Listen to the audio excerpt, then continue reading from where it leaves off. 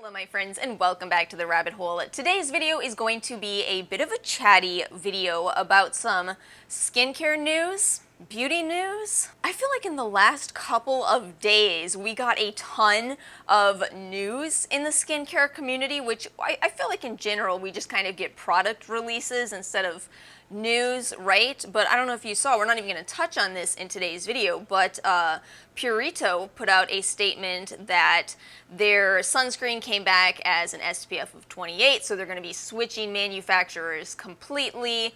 And then of course we have this whole topic of today's video, which is The Ordinary, Becca Cosmetics, and Estee Lauder. Long story short here, Estee Lauder has purchased The Ordinary for $2.2 billion, and a lot of the community is a bit concerned about how this will change things. So we're going to be talking about all of that today. And since obviously I did just roll out of bed this morning, I'm going to be applying some products from the brand Merit. If you're new to this channel, what I do is I talk about the topic for the first half of the video, and if you're interested in what you saw me apply to my face throughout that discussion, you can stay for the second half where I just give product reviews, or you can jump to that if you're interested in this brand. This is a very interesting brand. I have been testing this for a couple of weeks at this point, and I knew that I wanted to save sharing this for a video where we talked about a skincare topic, because I kind of get the impression that if you are more into skincare but you want some nice makeup, this might be the perfect brand for you. Oh, and by the way, the founder of this company is the same founder who created the brand Versed. And they were kind enough to send this over with no obligation to review. Really appreciate that. Very nice little brand. One more thing before we get into this video, I want to apologize in advance if I seem a little tired in today's video. I am pushing myself to film. Pushed myself on Monday also. Wasn't sure I was going to get that one up in time. But I messed up my ankle, and I know how sad that sounds if you're watching this and you're like, aren't you sitting right now? Yes, I am in fact sitting. But it hurts, so I can't get it off my mind. You know that feeling where you have pain coming from you and it's just kind of always on your mind? I know it's ridiculous. It's not like I'm filming myself jogging. I'm certainly not a fitness tuber. Is anyone else constantly thinking about potatoes when on this network? Dads of the world, rejoice. I just thought of something for you. Oh, just for you. Are you ready for this one? It's going to be so great. Okay, so get a picture of your son, cut it out, put it on a potato. Now go up to your son and say, hey son, I found a YouTuber. How do I have subscribers?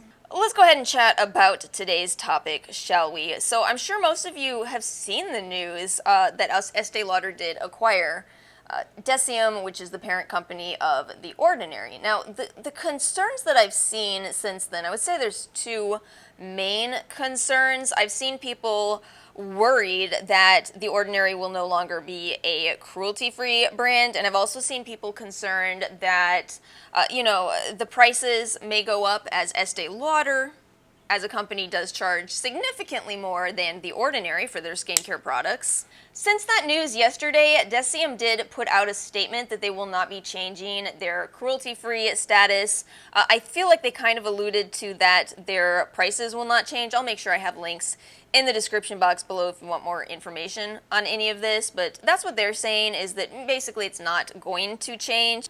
And I will certainly say this is a pretty common story. You know, I've been into beauty for well over a decade. A lot of my favorite brands have been acquired by either L'Oreal or Estee Lauder or another parent company. I'd say in general the customers don't really feel too much of a change. I think that with Estee Lauder in particular, they've acquired quite a few of my favorite brands. I remember very well when they acquired Too Faced, which was in 2016.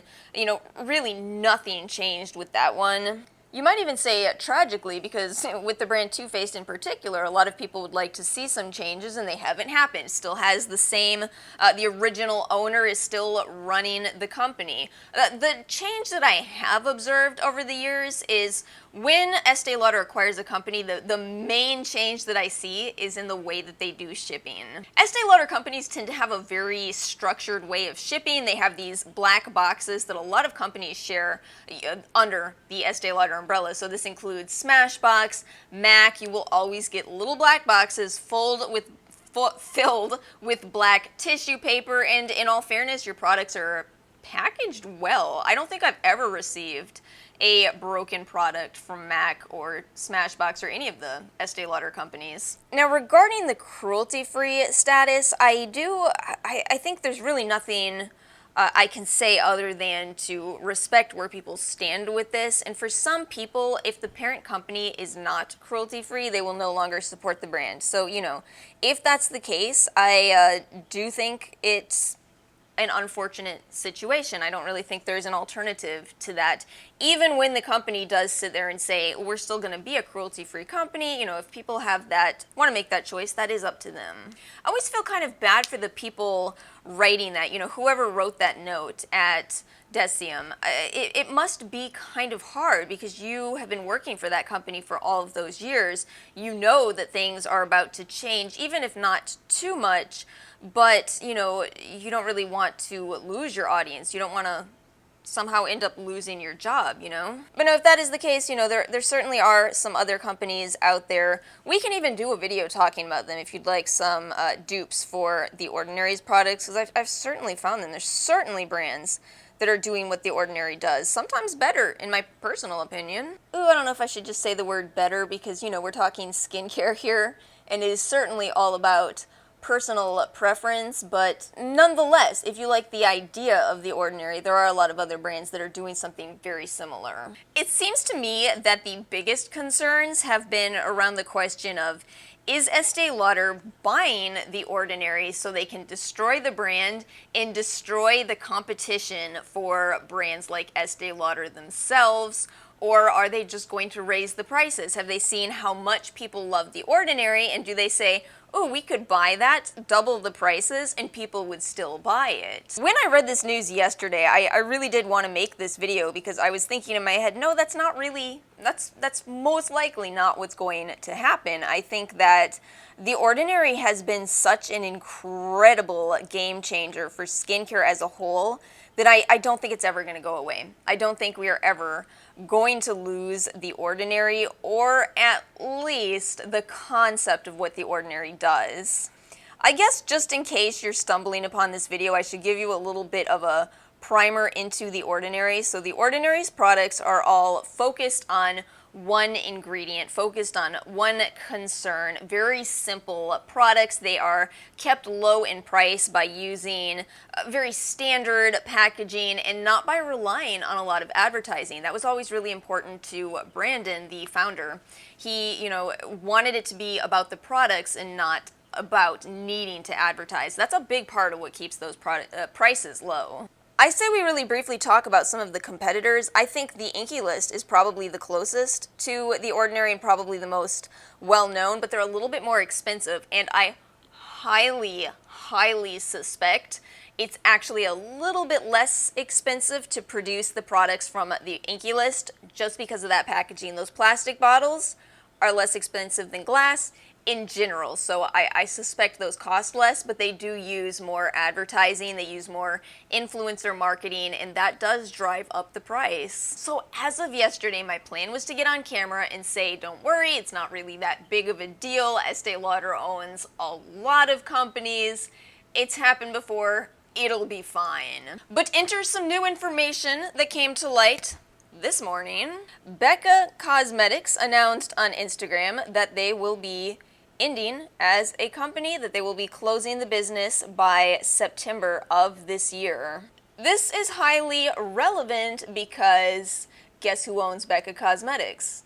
Estee Lauder. They bought them in 2016. So I think that you could certainly look at this situation and say, oh my gosh, maybe we actually should be a little bit worried about this. But I'm also going to say this. I think that it's initially shocking to me that Becca Cosmetics, such a gigantic makeup brand, is going out of business. But if you think back to the last couple of years, Becca does seem to have been on a bit of a decline. They really had their moment at the height of intense highlighter. How perfect that I just applied a very subtle highlighter, right? The trends have been changing, and one of the most mind-blowing things to me about Becca is that they did not seem to do a very good job, in my opinion, of keeping up with the trends. Think about that release of the Zero Pigment foundation. What a terrible direction, again, in my opinion. It didn't make a lot of sense to release a completely clear product and call it a virtual foundation. What does that mean? People don't know what that means. We all have in our head what a foundation is. If you release a clear product, people are gonna be confused. And what I never understood with Becca on the topic of blush here, they actually had some ahead of the game products. They used to have this product called the Beach Tint. Do any of you remember that?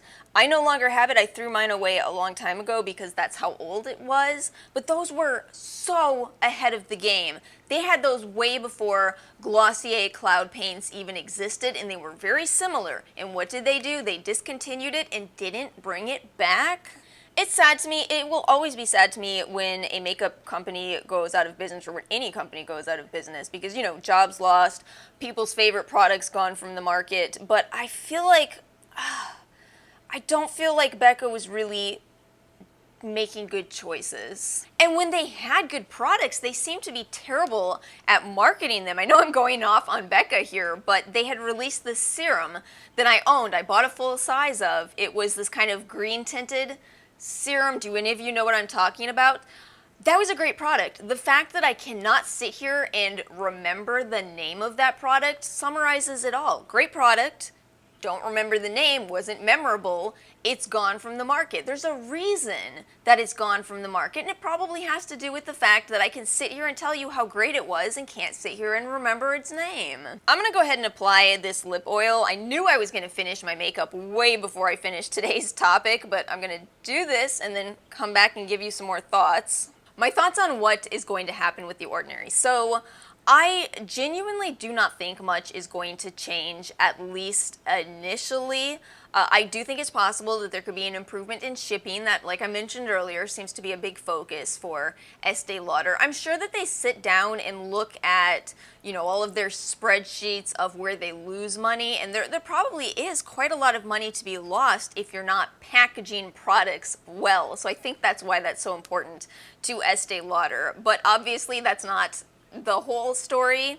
I think that it is possible that some things could change, although I'm not highly worried about it. There is one thing that I started thinking about and realized it could be a partially Estee Lauder's influence. I think it was my haul video a couple weeks ago where I said I was pretty disappointed to see that The Ordinary is now excluded from the standard $3.50 off $15 coupon at Ulta, right? Do we all notice that happened? So Ulta doesn't make those decisions, the brands make those decisions as far as if they want to be excluded. Which is kind of fascinating because it is Ulta's store, but the companies make those decisions. They also make the decisions on what products can go 50% off, what products can even go on sale at all. That's not Ulta and Sephora who make those choices. It's the company. So I have been wondering, that's a very recent development at Ulta. I have to wonder, was this something that Estee Lauder looked at Deciem and said, hey, why are we letting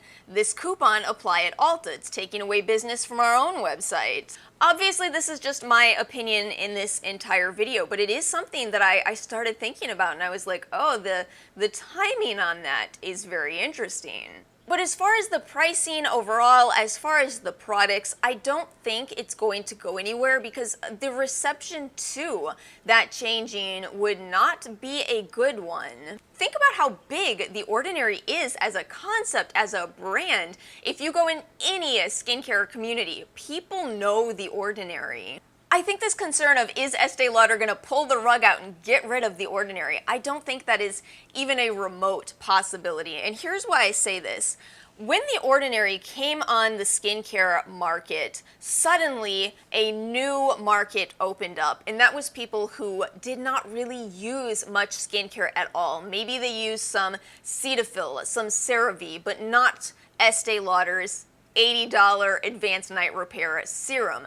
This is so important in the big picture, and not just with skincare, but with all beauty products. There are separate markets. The people who are buying Estee Lauder's skincare are not the same people buying The Ordinary's products, and they never will be. There is not crossover. Maybe a few outliers, but there's really not a lot of crossover here. And I think what's so interesting to me about The Ordinary is that they opened up this entire new market that, again, did not exist before this. People who never in their lives were going to spend $80 on a serum suddenly flocked to The Ordinary because the prices made sense, the fragrance-free aspect made sense, and it's just become a community that is too big for there not to be products for that group.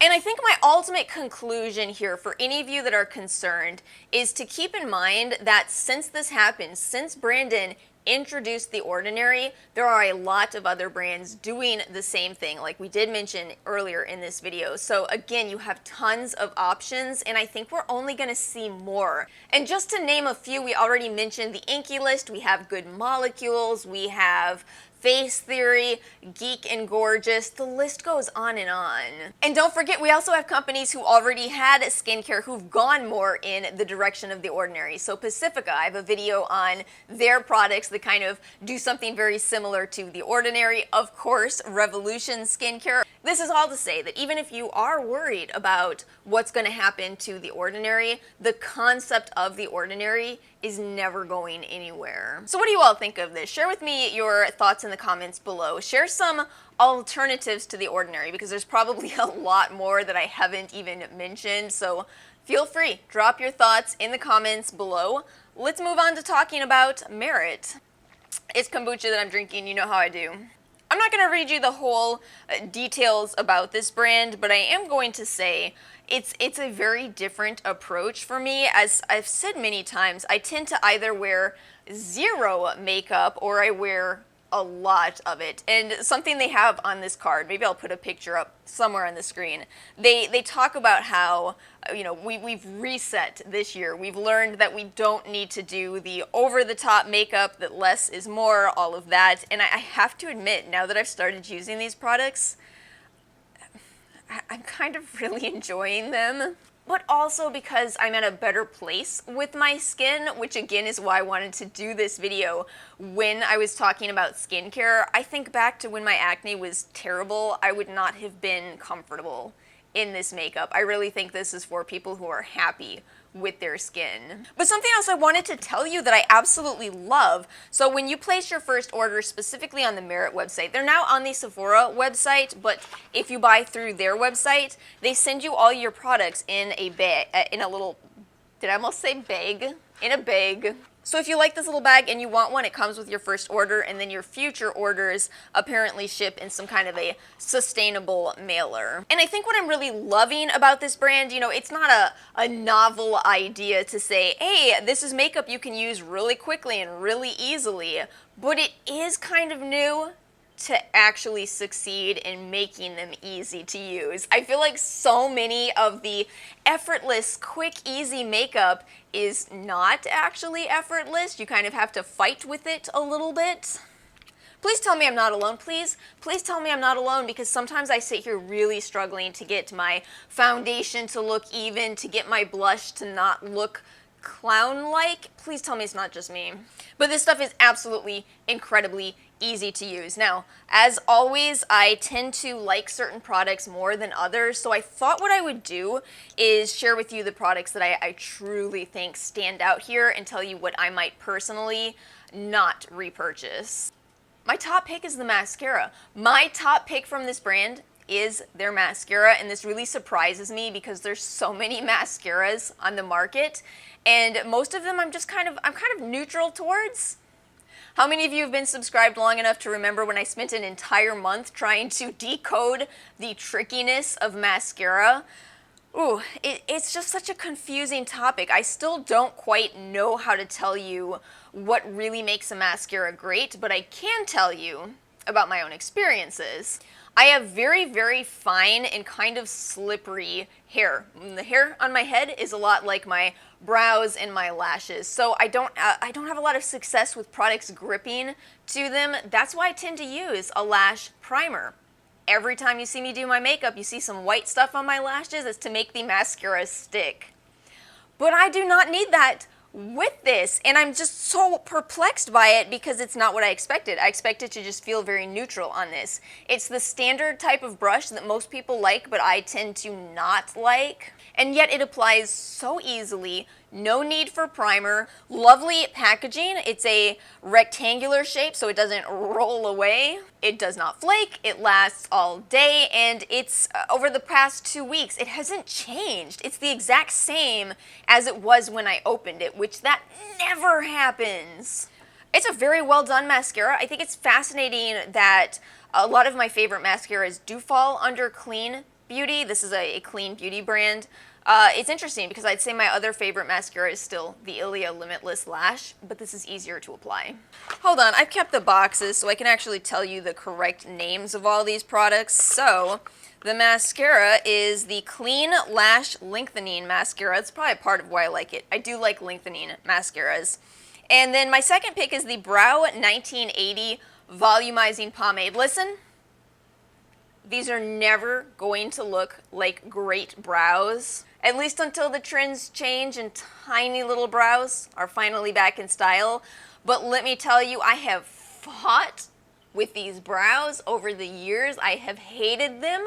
We have overdone the dip brow. You all know. And while this is still probably a very underwhelming look to most people, it's still very easy to use, and it does slightly amp up my brows. I kind of wish I'd shown you pairing this with a brow pencil. That's what I did in Saturday's video, if you want to see what that looks like. I do think it's better, since I have such tiny brows, to take a little bit of pencil, apply it first, and then apply this, but it's still optional. You know, you can embrace your tiny little sparse brows if you're just like me, and you know what? Nobody cares. I shouldn't even say nobody cares because people have told me, I'm glad you stopped doing that to your brows. Yes, I am too. The blush, the Flush Balm. This is beautiful. It's really a gorgeous product. This is the shade Terracotta. What I appreciate about this is that it's very buildable. So I actually added a little bit more from the time you saw me apply it just because the camera washes me out a little bit. And not the camera, the lighting. The lighting washes me out a little bit. But with it being buildable, you can still add more in if you opt to. And then the highlighter is absolutely gorgeous. It's so funny, I didn't think this was going to work out for me because this is actually the deeper shade, but as you can see, it doesn't deposit a lot of pigment. Instead, it's just giving you kind of a shine, so I can pull it off. This is the shade Bounce.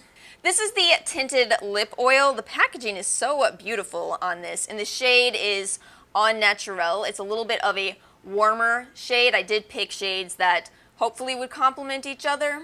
It is very comfortable on. It doesn't last a very long time, which is the nature of lip oils, so I can't really criticize it there. I haven't noticed if this has a smell. No smell to it. I think a lot of people will appreciate that. As for the complexion stick, this is called the Minimalist Perfecting Complexion Stick. This is... I'm a bit conflicted on this product. So first of all, I don't know if you saw, but I didn't use this quite as a foundation because that's not what it's meant to be used as. According to the box, it says, swipe onto skin where you want coverage and buff it out with a brush so you can't tell what's you and what's makeup. And I like that idea. I like applying this, I like wearing it, but also it is very, very small. This is 0.13 ounces of your complexion product. And the catch here is if you are applying it only in places where you need it, great, you probably won't go through it too quickly. But if you buy this as a foundation, you're gonna plow through it. And one more note here, this is the shade Silk, which I believe is described as a fair neutral. I'll make sure that's up on the screen somewhere. I'd say it's actually a little bit too light for me, which really surprised me as I'm a bit pale these days, but I'm sure this is also good news. If you do have a very fair complexion, you probably will be able to find a match in this brand. And then the brush number 1, blending brush, it's an optional product. I would say it's optional. I don't mind it, but to be honest with you, I think I do prefer applying the foundation, complexion stick I mean, with a sponge. I actually think that worked a little bit better for me. I did use the brush today, but I always, and maybe it's just because I have dry skin, but I always end up having to pick out a little bit of balling up of products almost every time I use a brush. Do keep in mind, it's a very light physical exfoliation anytime you're buffing with a brush. So if you do have dry skin, you may do better with the motion of using a sponge. But it's still nice. I think that most people will probably like it. I'm just very picky with buffing brushes. Overall though, I'm beyond impressed by how easy it is to use those. You know, they claim a 5-minute makeup application, and it's 5 minutes. If it's even 5 minutes, it may be 3 to 4 minutes. And that's it. That's all I have for today's video. Let me know your thoughts in the comment section below. Let me know if you tried any of the products from Merit or if you are interested in trying them. Thank you all so much for watching. I hope you are all having a fantastic week, and I will see you all next time.